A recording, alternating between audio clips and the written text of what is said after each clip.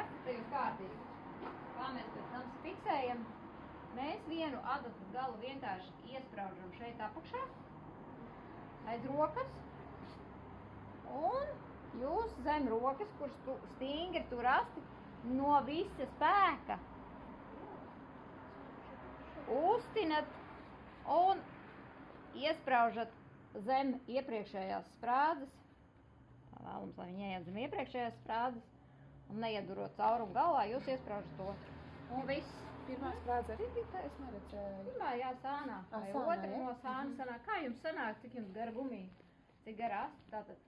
Nākošais princips numur 2, kas ir obligāti jāievēro. Tad, kad jūs taisat frizūrai asti apakšā, vienmēr noslēpiet gumiju. Kā mēs noslēpjam gumiju? Paņemam mazu šķipsniņu. Jūs jau viņai varat uzpūst, teiksim, laku, lai jums viņa paklausīgāka. Un jūs ar šo šķipsniņu noslēpjat matu gumiju, lai jebkurā gadījumā jums nespīd tā matu gumija kaut kur cauri.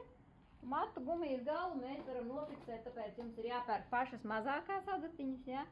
Kad jūs viņu šādu te piefiksējat.